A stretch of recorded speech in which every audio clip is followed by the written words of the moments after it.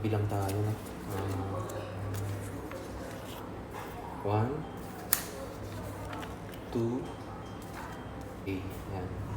Ganun lang kasimple yung pag-withdraw ng 4K dito sa Luso International Banking. Yung makikita mo yan ay yung Macau Square. May isang ATM dito. Yung Luso International Banking. At mag-withdraw ako ng 4K dito sa ATM dito. Papasok na ako dito sa may ATM.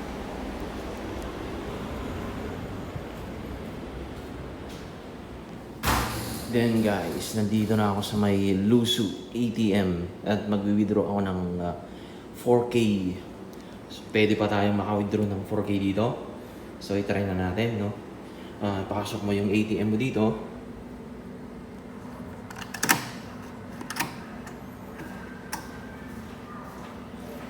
Then pag napasok mo na, yung pin mo na.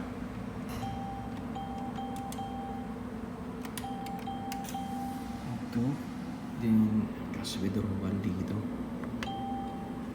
Then MOP. Then 4,000 yan. Withdraw ko ng 4,000 dito.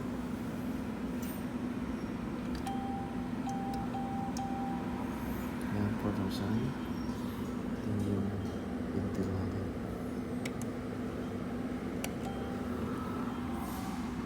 Transaction. This week.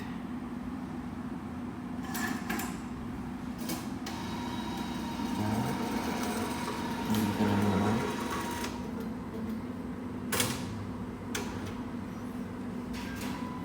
Transaction natin, T-card.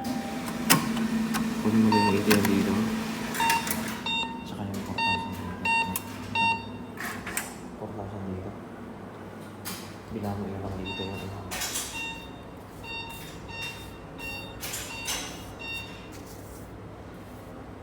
bilang tayo na. 1, 2, 3, 3, 5,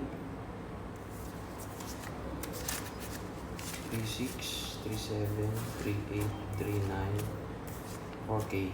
Yan. Ganun lang kasimple yung pag-withdraw ng 4K dito sa Luso International Banking. Kung gusto mong i-download yung yung banking nila, meron silang WeChat dito at saka Google Play. Nandito rin yung Apple Store. Yan. Pwede mo siyang i-download sa inyong mobile banking. Ito yung mobile banking nila.